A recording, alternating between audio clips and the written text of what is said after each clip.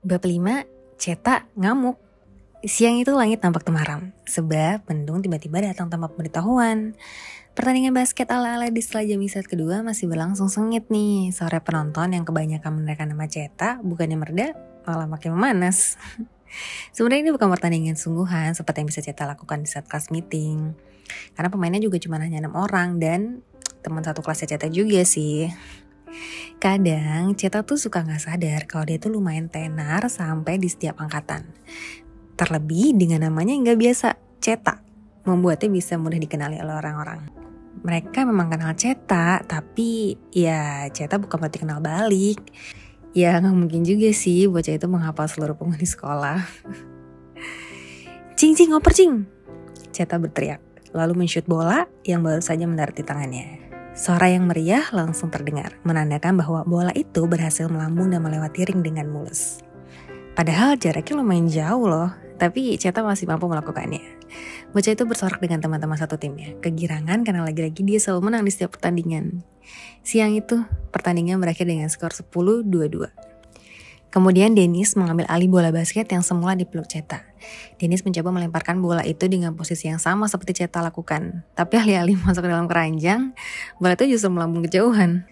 Tanpa sengaja menghantam gerombolan murid perempuan yang duduk bergerombol tidak jauh dari ring. Anak-anak perempuan itu jelas langsung marah-marah.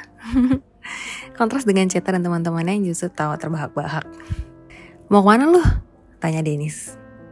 "Beli Mimi," kata Ceta. Ceta pergi dari sana sambil menggendong bola basket yang ditentangani oleh Jaya. Itu adalah bola basket tadi ulang tahun yang Ceta dapat dari si bungsu. Waktu Ceta bertanya kenapa Jaya harus menandatangani segala, Jaya cuma berkata, "Biar ntar pas gue debut jadi boy band nih, lo gak usah repot-repot minta tangan gue."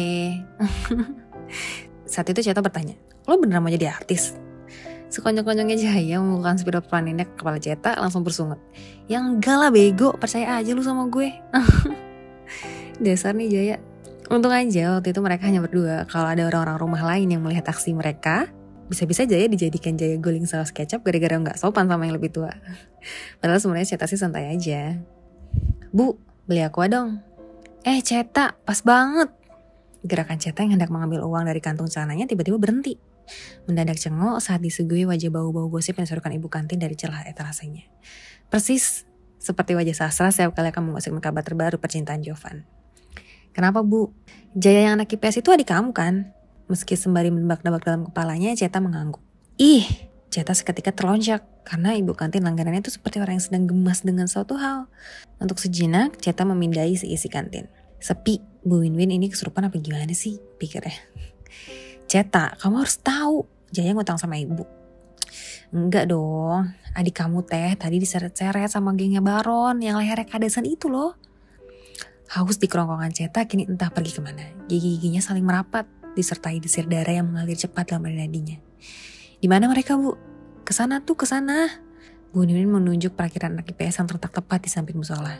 Diapit dengan gudang sekaligus. "Tadi jadi dibawa ke belakang musola," desis Bu Win dengan nada memanas-manas yang ketara. "Makasih ya Bu."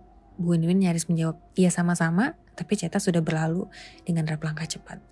Padahal jam tanda istirahat kedua sudah bernyaring. Disambung, bel tanda jam pelajaran ke-7 akan dimulai sebentar lagi. Sementara Ceta, saat diberitahu Bu Win kalau Jaya diseret sama si kadas kurap itu, isi dalam kepala rasa seperti mendidih. Ibarat tokoh kartun, mungkin saat ini Ceta bisa melihat semburan asap dari lubang telinganya sendiri. Tubuh Jaya langsung tumbang ke lantai semen yang lembab. Pandangannya perlahan buram, tapi dia masih bisa mendengar dengan jelas suara teman-teman Baron yang mengetahuinya. "Masa artis kagak punya duit? Cupu. Gue beneran gak punya duit. Gue cuma dikasih mama segitu. Udah gue kasih semuanya, sekarang apa lagi?" Suara tawa terdengar lagi. Saat Jaya mendongak, dia melihat Baron tengah menggulung-gulung buku paket matematika yang dibawa bocah itu.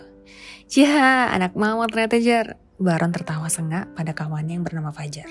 Bocah kurus kerontang yang sempat mengatai Jaya cupu. "Kalau Baron bilang bawa duit yang banyak, lo harusnya bawa yang banyak. Abang lo kan tajir-tajir. Masa artis itu pada kere sih?" Teman Baron yang sedikit tambun menambahi. Namanya Edo. Kulitnya lebih gelap dibandingin Baron. Dengan gigi ompong di bagian tengah yang mana saat ia tertawa terlihat seperti terowongan hantu. Gulungan buku yang dibawa Baron mendarat keras di pipi Jaya, meninggalkan jejak merah yang kentara. Meski rasanya ngilu bukan main, Jaya tidak berani mengeluh. Sekali saja dia mengeluh, Baron dan dua temannya itu pasti langsung menghajarnya detik itu juga. "Dengar ya, Baron menggertak dengan tangannya yang mencengkram kuat-kuat rambut Jaya. Kalau besok lo gak bawa duit lagi, gue bakal... Badan Baron langsung oleng setelah sebuah bola basket menghantam tepat di kepalanya.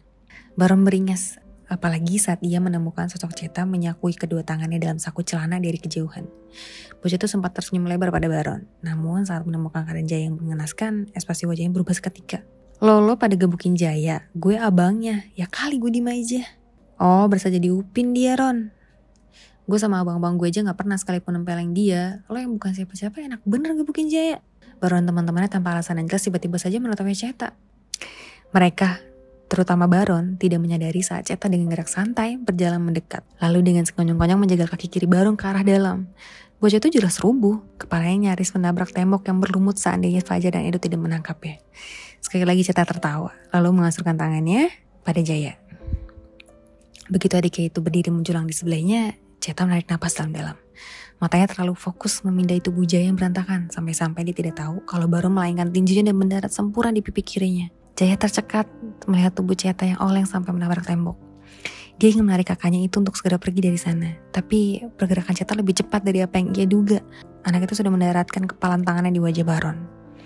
Pertikaian jelas tidak bisa dihindari. Jadi sebelum kakaknya itu benar-benar dihabisi Baron dan teman-temannya, Jaya memutuskan untuk berlari pergi menuju ruang BK yang terletak di gedung C sekencang-kencangnya, tidak peduli pada Bu Mas Tuka yang menerikinya dari lantai 2. Kata Mas Jovan, Ceta memang bajingan tengik nomor 3 setelah dirinya dan Bang Sastra di rumah.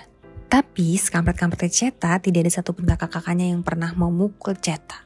Satu-satunya orang yang pernah mungkin hanya dirinya. Itu pun tindak kekerasan yang tidak pernah disertai perasaan alias bercanda aja. Tapi melihat kakaknya itu dikeroyok Baron dan teman-temannya, rasanya Jaya ingin menangis kencang-kencangnya. Guru BK berusia akhir 20-an itu jelas telonjak kaget saat Jaya tiba-tiba datang dengan penampilan yang kacau. Rambut bocah itu berantakan dengan wajah legam segar di beberapa bagian. Seragam putih abu-abunya juga kelihatan kumuh karena bekas tanah dan lumut. Bunia jelas panik karena Jaya tiba-tiba menangis tanpa suara dia pintu sambil menunjuk entah ke arah mana. Jaya susah payah membenahi cara kerja paru-parunya yang sesak bukan kepalang. Kepalanya pusing, tapi dia masih ingat Ceta yang butuh bantuannya.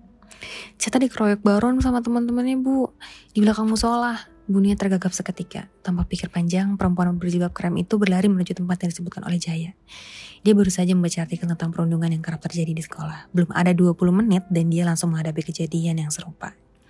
Di belakangnya, Jaya berusaha keras menahan rasa nyeri yang menyerang kepalanya. Ini bukan kali pertama dia dipalak oleh Baron, tapi baru kali ini dia mendapat kekerasan dari bocah itu. Tanpa Ceta memburu hebat dengan sorot mata yang kelewat nyalang. Seolah-olah tatapan itu bisa membantunya merobek-robek kelopak mata Baron. Tangan kanannya tergantung di udara. Nyaris jatuh dan merontokkan semua gigi bocah keparat itu seandainya Bunia tidak meneriakinya. Hanya butuh waktu singkat bagi Bunia menarik keduanya dari tanah. Fajar dan Edo tidak kalah berantakan. Wajah keduanya sudah membiru. Ya, tidak ada pilihan lain. Mereka harus pasrah digelandang ke ruang paling horor seantero sekolah. Ruang BK. TV continue. Sampai bertemu di bab selanjutnya. Bye-bye.